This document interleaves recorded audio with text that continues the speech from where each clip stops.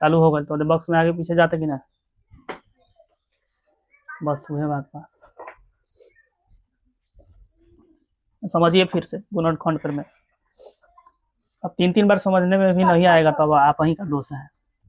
गुणनखंड प्रमेय कहता है कि यदि पी एक्स एक या एक से अधिक घात वाला पी एक्स बहुपद, जिसका घात कितना होना चाहिए, एक हो या फिर उससे अधिक हो वाला बहुपद हो, और ए कोई वास्तविक संख्या हो, ए कोई वास्तविक संख्या हो, ए मतलब यहाँ जो आएगा ई वाला आगे बता रहे हैं, तब तब कहता है कि एक नंबर में एक्स घटाव ए बहुपद पी एक्स, जो भी पी एक्स के जगह बहुपद दिया गया हो, अगर इस रूप का पूछे कि इतना बहुपद इतना का एक गुणनखंड होगा यदि पी ए बराबर 0 हो जाए, यदि पी ए बराबर 0 हो जाए, मतलब कि पी इसका मान निकालेंगे बबनी, इसका कहने का मतलब कि यहाँ इस रूप का दिया रहे, अरे इस रूप का दिया रहे, इसका शून्यक निकालेंगे तो जो भी आएगा उसको पी ए कहेंगे, और उसको रख करके बहुपद में मान निकालेंगे 0 हो जाए तो कहेंगे कि यह उसका एक, इस बहुपद का एक गुणनखंड होगा। दूसरा कहता है कि पी ए बराबर 0 होगा, उसी बात को मोड़ दिया, उल्टा कर दिया, पी ए बराबर 0 होगा यदि एक्स घटाव ए पी एक्स का एक गुणनखंड होगा। ऑलरेडी वही बात बता दिया, सीधा उलटे दिया एकदम। कहने का मतलब कि पी ए बराबर 0 होगा यदि एक्स घटाव ए पी एक्स का एक गुणनखंड होगा। तो जब गुणनखंड होगा तो ऑलरेडी 0 होगा ही, बिना 0 हुए गुणनखंड कहाँ से हो जाएगा। उदाहरण समझिए, क्या एक्स स्क्वायर घटाव एक बहुपद है, क्या एक्स स्क्वायर घटाव एक बहुपद, हाँ बहुपद का एक गुणनखंड इतना है, मतलब हेकर गुणनखंड एगो है, कैसे जानिए। तो इसको पहले लेंगे, कहेंगे एक्स घटाव एक बराबर, यहाँ नीचे आइए, एक्स माइनस एक बराबर 0, तो एक्स बराबर 1 हो जाएगा। इसी एक को हम ए भी कह सकते हैं इसके अनुसार, क्योंकि इस रूप का है, अरे इस रूप का ई वाला है, इसी को कहा है एक्स घटाव ए बराबर 0, एक्स बराबर ए, इसको हम कैसे लिखते थे, तो पी एक्स बराबर ए लिख सकते थे, अच्छा पी ए लिख सकते हैं डायरेक्ट, तो आपका ए आ गया एक। इसी को अब बहुपद में हम रखेंगे, तो इसी को कहा आपका कि पी ए 0 होना चाहिए। तो देखा है, पी ए 0 हो रहा है, पी ए बउआ हमारे 0 हो रहा है, बस। तो जब पी ए 0 होगा तो इसका ये वाला जो होगा इसका एक गुणनखंड होगा, तो यहाँ होगा। तो मान रख के इसको हल करेंगे तो 0 आ गया, जैसे पी ए बराबर एक आया, पी ए 1 आया, तो इसको हम रखें पी ए तो 0 आया, मतलब एक्स बराबर माने ए आपका 1 रखे हैं, एक को रख करके इस बहुपद के मान को हल करेंगे, मतलब एक्स के जगह आपका 1 हो जाएगा, तो एक्स स्क्वायर घटाव 1, इसका हम करेंगे वर्ग तो 1 ही होगा, घटाव 1, तो 1 में से 1 घटाएंगे तो 0 नहीं हो जाएगा, मतलब पी ए बराबर 0 आ गया। और यही तो आपको कह रहा था कि पी ए अगर 0 हो तो इस रूप का कोई भी दिया रहे तो पी एक्स बहुपद का यहाँ पर में गुणनखंड होगा। दूसरा कहता है, ठीक है समझ गए, तो यह अतः यहाँ लिख देंगे कि अतः एक्स घटाव एक बहुपद एक्स स्क्वायर घटाव 1 का एक गुणनखंड है, क्योंकि पी ए 0 हो गया है। दूसरा, अब जब पी ए बराबर 0 हो गया तो निश्चित ही एक्स घटाव ए पी एक्स का एक गुणनखंड होगा, बस इसमें कुछ समझने वाला बात नहीं है। अगर पी ए 0 हो गया तो ऑलरेडी इस रूप का जो भी दिया हुआ रहेगा पी एक्स का एक गुणनखंड होगा। बाकी सब तो हम बताइए कि ये वाला गुणनखंड का मतलब क्या होता है। मान लीजिए कि 6 का गुणनखंड आपको है, कि 6 का गुणनखंड क्या है, तो 6 को काटने वाली जितनी भी संख्याएं हैं उसका गुणनखंड है, जैसे 1 2 3 6, नहीं समझे। अब अगर मान लीजिए कि हम कहें कि जांच करें, हम कहें कि 2 6 का गुणनखंड कैसे है, 2 6 का गुणनखंड कैसे है, तो 2 से हम 6 में भाग करेंगे तो 3 बार में कटेगा, शेष 0 आएगा, शेष 0 हो जाए तभी ना हम कहेंगे कि 2 6 का गुणनखंड है, क्योंकि पूर्ण रूप से काट रहा है। समझ गए। तो इसी से जुड़ा अंक पर यहाँ समझा दिए, इसी से जुड़ा हुआ यहाँ पर में बात है।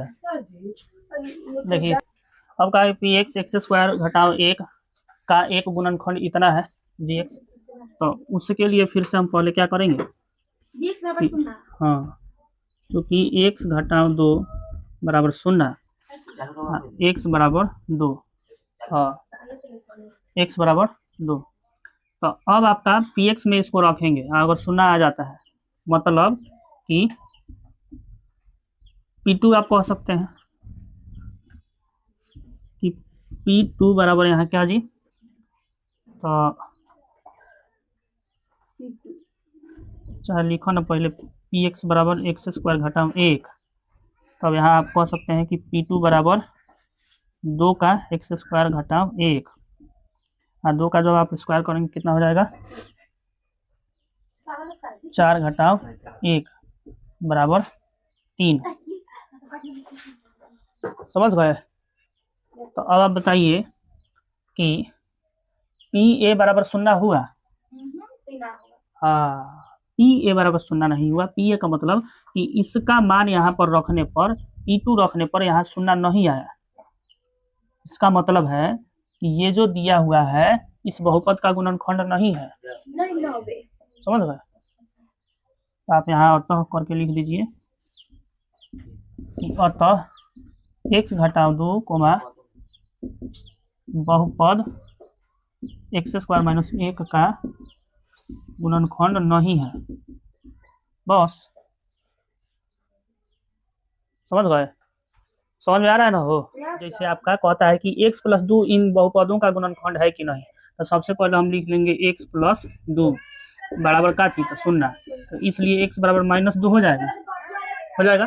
तो अब बहुपद 1 लेते हैं, मैंने ऐसे 1 2 तो इसमें दिया नहीं है, इतना और इतना कहा है, तो सबसे पहले जो दिया है उसको हम लेते हैं।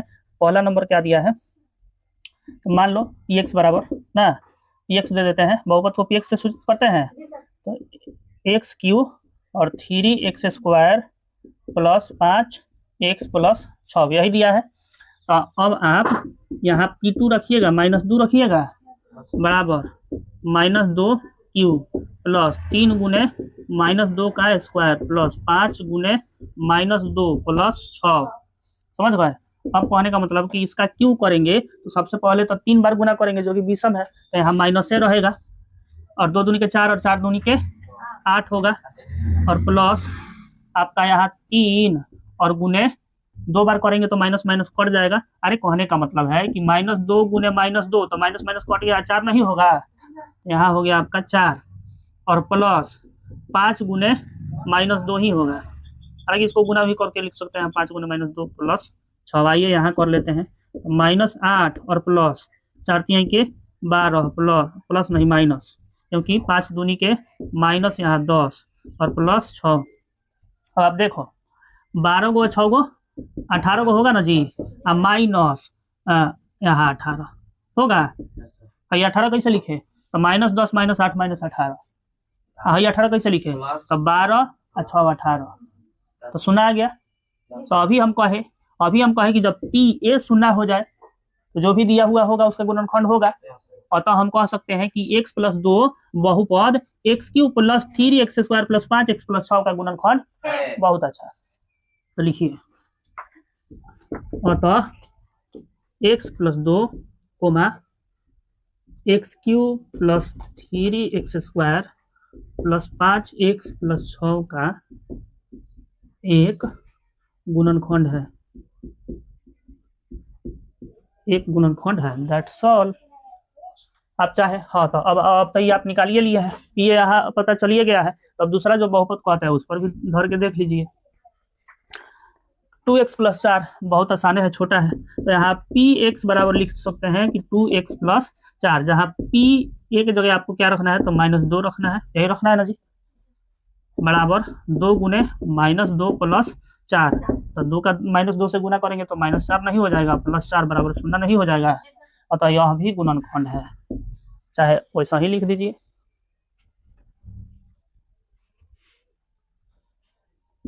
कि यहाँ भी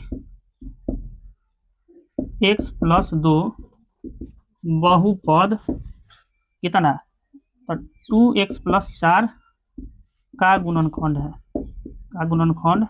है।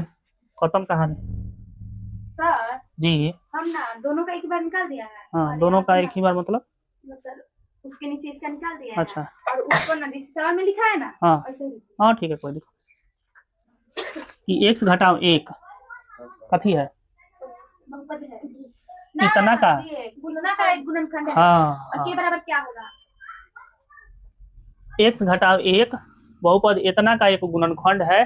तो आपको इसमें k का मान ज्ञात करना है। है समझे। इसका मान ज्ञात करना है, के का मान ज्ञात करना है। तो आप चाहे सुनिए ना, सुनो, तो आप चाहे तो पहले इसको सजा लीजिए बढ़िया से। कथी, तो पी एक्स बराबर 4x³ plus 3x² minus 4x plus के। अच्छा, और जी एक्स बराबर लिख लो, जी एक्स बराबर x घटाओ 1। समझ गए। तो अब आप जानते हैं कि जी एक्स बराबर आप 0 करेंगे तो कितना हो जाएगा जी, x घटा 1 बराबर 0, और x बराबर 1 हो जाएगा, x बराबर 1 हो जाएगा ना हो। तो ऑलरेडी आपको कहा है, ऑलरेडी क्या कहा है कि इतना इसका गुणनखंड है, इतना उसका गुणनखंड है, तो उतना बराबर ऑलरेडी 0 होगा। माने इसको हम कह सकते हैं कि पी एक्स बराबर 0 है। पी एक्स बराबर 0 कैसे कह सकते हैं, सर बोल रहा है कि इतना कितना हाँ 1 पर आप जानिए कि P1 पर क्या है, 0 है, क्योंकि उसका गुणनखंड है ऑलरेडी, तो 0 होगा तभी तो गुणनखंड होगा। तो इसलिए हम इसको ऐसे लिख सकते हैं कि P1 बराबर कितना है, P1 बराबर कितना है, तो 4 हाँ x³ plus 3x² minus 4x plus के बराबर 0।